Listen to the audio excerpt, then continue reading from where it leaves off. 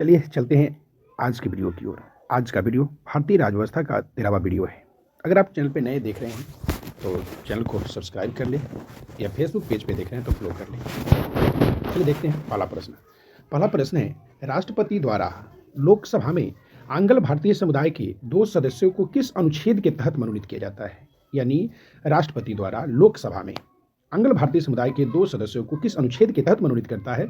तो ऑप्शन है अनुच्छेद 331, ऑप्शन बी है अनुच्छेद 333, ऑप्शन सी है अनुच्छेद 335 और ऑप्शन डी है अनुच्छेद 330। तो ऑप्शन ए अनुच्छेद 331। और यह प्रश्न एसएससी सीजीएल 2002 का पूछा गया है। यानी याद रखना है कि राष्ट्रपति के द्वारा लोकसभा में आंग्ल भारतीय समुदाय से 2 लोगों को मनोनीत किया जाता है।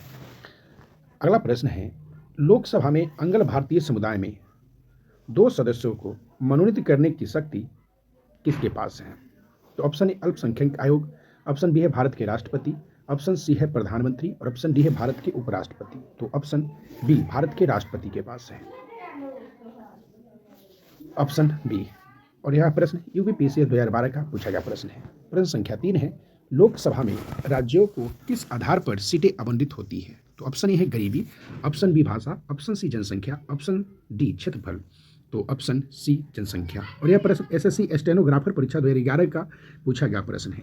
प्रश्न संख्या 4 है, लोकसभा में निम्नलिखित में से किसके लिए स्थान आरक्षित है? तो ऑप्शन ए अनुसूचित जाति के लिए, ऑप्शन बी है अनुसूचित जनजाति के लिए, ऑप्शन सी है आंग्ल भारतीय वर्ग और ऑप्शन डी है सभी। तो ऑप्शन डी सभी। यह प्रश्न एसएससी सीजीएल 2017 का पूछा गया प्रश्न है।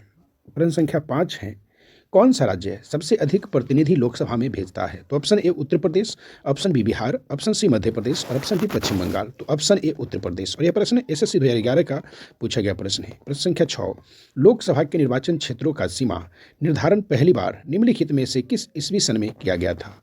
तो ऑप्शन ए है 1970, ऑप्शन बी है 1972, ऑप्शन सी है 1976 और ऑप्शन डी है 1977। तो ऑप्शन बी 1972। यह प्रश्न एसएससी संयुक्त हायर सेकेंडरी 10+2 स्तरीय परीक्षा 2014 का पूछा गया प्रश्न है। प्रश्न संख्या 7 है, किस राज्य का लोकसभा एवं राज्यसभा में प्रतिनिधि सबसे अधिक है? तो option A Maharashtra, option B Andhra Pradesh, option C Uttar Pradesh और ऑप्शन डी मध्य प्रदेश। तो ऑप्शन सी उत्तर प्रदेश। और यह प्रश्न एसएससी सीजीएल 2016 का पूछा गया प्रश्न है। प्रश्न संख्या 8 है, सांसद को सुचारू रूप से अपना कार्यकाल चलाने के लिए प्रत्येक महीने कितना कार्य भत्ता मिलता है?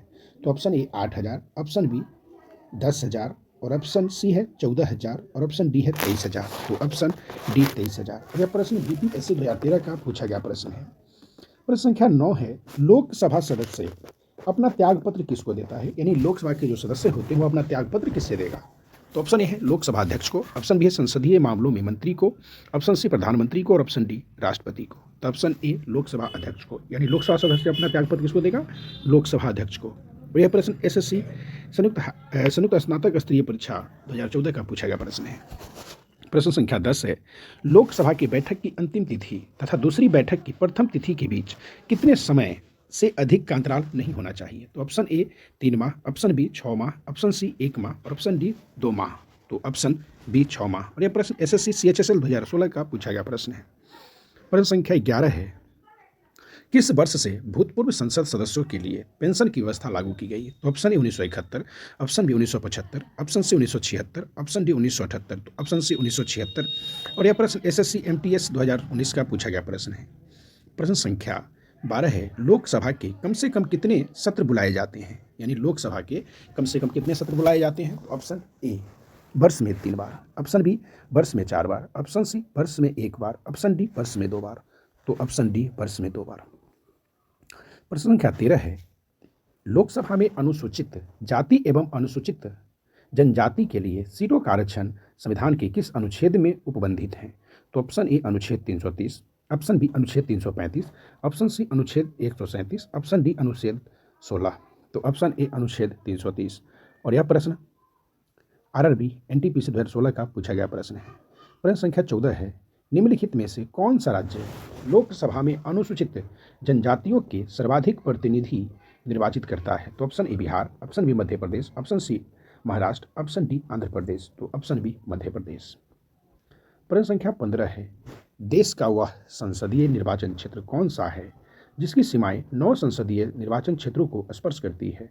तो ऑप्शन ए है Shahdol MP, option B Chikkaballapur Karnataka, option C Nagaur Rajasthan, option D Malda West Bengal. तो ऑप्शन सी नागौर राजस्थान। और यह प्रश्न एसएससी मल्टीटास्किंग परीक्षा 2014 का पूछा गया प्रश्न है।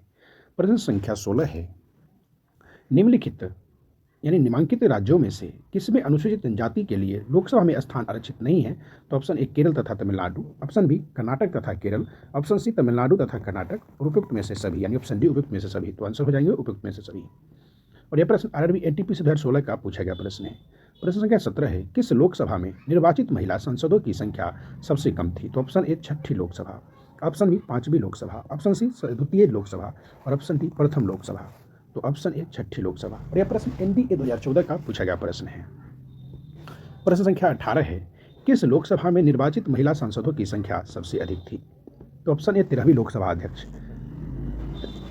यानी ऑप्शन ए 13वीं लोकसभा, और ऑप्शन बी 16वीं लोकसभा, ऑप्शन सी 8वीं लोकसभा, और डी है 12वीं लोकसभा। तो ऑप्शन बी 16वीं लोकसभा। यह प्रश्न एसएससी मल्टीटास्किंग परीक्षा 2013 का पूछा गया प्रश्न है। प्रश्न संख्या 19 है, प्रथम लोकसभा की पहली बैठक कब हुआ?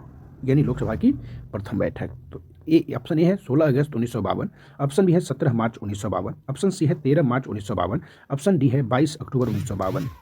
तो ऑप्शन सी 13 मई 1952। और यह प्रश्न आरआरबी एनटीपीसी 2016 में पूछा गया प्रश्न है। प्रश्न संख्या 20 है, किस राज्य में लोकसभा में अनुसूचित जाति एवं अनुसूचित जनजाति के लिए आरक्षण नहीं है? तो option A Arunachal Pradesh, option B Jammu Kashmir, option C Goa, option D सभी यानी ऑल। तो ऑप्शन डी सभी। यह प्रश्न बीपीएससी 2018 का पूछा गया प्रश्न है। प्रश्न संख्या 21 है, लोकसभा के सभी निर्वाचित क्षेत्र निम्न में से किस प्रकार के होते हैं? तो ऑप्शन ए एकल सदस्यीय निर्वाचन क्षेत्र, ऑप्शन बी बहु सदस्यीय निर्वाचन क्षेत्र, ऑप्शन सी उपयुक्त दोनों, और ऑप्शन डी इनमें से कोई नहीं। तो ऑप्शन ए एकल सदस्यीय निर्वाचन क्षेत्र। और यह प्रश्न एसएससी स्नातक स्तरीय परीक्षा 2010 का पूछा गया प्रश्न है। प्रश्न संख्या 22 है, लोकसभा के एक निर्वाचन क्षेत्र यानी लोकसभा के एक निर्वाचन क्षेत्र कम से कम कितनी जनसंख्या का प्रतिनिधित्व करती है? तो ऑप्शन है 5 lakh, option B 7.5 lakh, option C 10 lakh, और ऑप्शन डी 15 लाख। तो ऑप्शन बी 7.5 लाख। और यह प्रश्न आरआरबी एनटीपीसी 2016 का पूछा गया प्रश्न है। प्रश्न संख्या 23 है, लोकसभा के लिए प्रथम आम चुनाव कब हुआ था? तो ऑप्शन ए है 1947, ऑप्शन बी 1948, ऑप्शन सी है 1952, और ऑप्शन डी है 1956। तो ऑप्शन सी 1952। और यह प्रश्न एसएससी 2017 का पूछा गया प्रश्न है। प्रश्न संख्या 24 है, क्षेत्रफल की दृष्टि से देश का सबसे छोटा लोकसभा निर्वाचन क्षेत्र कौन है? यानी क्षेत्रफल की दृष्टि से देश का सबसे छोटा लोकसभा क्षेत्र यानी निर्वाचन क्षेत्र कौन सा है? तो ऑप्शन है चांदनी चौक, ऑप्शन बी कोलकाता उत्तर, ऑप्शन सी है मुंबई दक्षिणी, और ऑप्शन डी है लक्षद्वीप। तो ऑप्शन डी लक्षद्वीप। और यह प्रश्न एसएससी मैट्रिक स्तरीय परीक्षा 2008 का पूछा गया प्रश्न है। प्रश्न संख्या 25 है, निम्नलिखित में से मतदाता संख्या की दृष्टि से देश का सबसे बड़ा लोकसभा निर्वाचन क्षेत्र कौन सा है? तो ऑप्शन ए मलकागिरी, ऑप्शन बी है उन्नाव, ऑप्शन सी बंगलुरु उत्तर, ऑप्शन डी है गाजियाबाद। तो ऑप्शन ए मलकागिरी। और यह प्रश्न एसएससी सीजीएल 2016 का पूछा गया प्रश्न है। प्रश्न संख्या 26 है, कौन सा संवैधानिक संशोधन राज्यों से चुने जाने वाले लोकसभा के सदस्यों की संख्या बढ़ाने से संबंधित है? तो ऑप्शन ए 13वां तथा 38वां, ऑप्शन बी है 7वां तथा 31वां, और ऑप्शन सी है 11वां तथा 42वां, और ऑप्शन डी है 6ठा तथा 22वां। तो ऑप्शन बी 7वां एवं 31वां। और यह प्रश्न यूपीपीसीएस 2015 का पूछा गया प्रश्न है। प्रश्न संख्या 27 से है, लोकसभा सदस्यों के नियोग्यता से संबंधित प्रश्नों पर निर्णय कौन करता है? तो ऑप्शन ए राष्ट्रपति, ऑप्शन बी संसदीय मामलों के मंत्री, ऑप्शन सी लोकसभा अध्यक्ष, और ऑप्शन डी प्रधानमंत्री। तो ऑप्शन सी लोकसभा अध्यक्ष। और यह प्रश्न एसएससी संयुक्त हायर सेकेंडरी 10+2 स्तरीय परीक्षा 2011 का पूछा गया प्रश्न है। प्रश्न संख्या 28 है, निम्नलिखित में से किसे लोकसभा का अभिरक्षक कहा जाता है? यानी लोकसभा का अभिरक्षक किसे कहा जाता है? तो ऑप्शन ए प्रधानमंत्री, ऑप्शन बी विरोधी दल का नेता, ऑप्शन सी शासक दल का मुख्य सचेतक, ऑप्शन डी है लोकसभा अध्यक्ष। तो ऑप्शन डी लोकसभा अध्यक्ष। और यह प्रश्न एसएससी सीजीएल 2016 का पूछा गया प्रश्न है। प्रश्न संख्या 29 है, लोकसभा के अध्यक्ष कौन चुनाव चुनता है? लोकसभा के अध्यक्ष को कौन चुनता है? ऑप्शन ए है लोकसभा के सदस्य, ऑप्शन बी लोकसभा के निर्वाचित सदस्य, ऑप्शन सी संसद के सदस्य, और ऑप्शन डी राष्ट्रपति। ऑप्शन ए है लोकसभा के सदस्य। और यह प्रश्न बीपीएससी 2019 का पूछा गया प्रश्न है। प्रश्न संख्या 30 है, अस्थायी लोकसभा अध्यक्ष यानी प्रोटेम स्पीकर को कौन नियुक्त करता है? तो ऑप्शन है निर्वाचन आयोग, ऑप्शन बी राष्ट्रपति, ऑप्शन सी उपराष्ट्रपति, ऑप्शन डी निवर्तमान लोकसभा अध्यक्ष। तो ऑप्शन बी राष्ट्रपति। यह प्रश्न संयुक्त हायर सेकेंडरी 10+2 स्तरीय परीक्षा 2012 का पूछा गया प्रश्न है।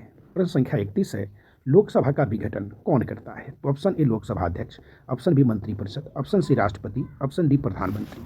तो ऑप्शन सी राष्ट्रपति। और यह प्रश्न एसएससी CHSL 2016 का पूछा गया प्रश्न है। प्रश्न संख्या 32 है, लोकसभा की बैठक किस प्रकार समाप्त की जाती है? लोकसभा की बैठक किस प्रकार समाप्त की जाती है? तो ऑप्शन ए है विघटन द्वारा, ऑप्शन बी है सत्रावसान के द्वारा, ऑप्शन सी है स्थगन द्वारा और ऑप्शन डी इनमें से सभी के द्वारा। तो ऑप्शन डी इनमें से सभी द्वारा। प्रश्न संख्या 33 है, लोकसभा का सत्र एक वर्ष में न्यूनतम कितनी बार बुलाया जाता है? तो ऑप्शन ए 2 बार, ऑप्शन बी है 4 बार, ऑप्शन सी 6 बार और ऑप्शन डी 3 बार। तो ऑप्शन ए 2 बार। और यह प्रश्न UPPCS 2014 का पूछा गया प्रश्न है। प्रश्न संख्या 34 है, निम्नलिखित में से जनता द्वारा प्रत्यक्ष रूप से निर्वाचित सदन। तो option A Rajya Sabha, option B Lok Sabha, option D उपयुक्त दोनों और ऑप्शन डी है उपयुक्त में से कोई नहीं। तो ऑप्शन बी लोकसभा। और आज के लिए लास्ट प्रश्न है 35, भारत में लोकसभा किसका प्रतिनिधित्व करता है? तो ऑप्शन ए राज्यों की विधानसभाओं का, ऑप्शन बी राज्यों तथा केंद्रशासित प्रदेशों का, ऑप्शन डी भारतीय जनता का और ऑप्शन डी राजनीतिक दलों का। तो ऑप्शन सी भारतीय जनता का। और यह प्रश्न IAS प्री 1997 का पूछा गया प्रश्न है। अगर आप चैनल पर नए हैं तो चैनल को सब्सक्राइब कर लें या फेसबुक पेज पर देख रहे हैं तो फॉलो कर लें। धन्यवाद, फिर मिलेंगे।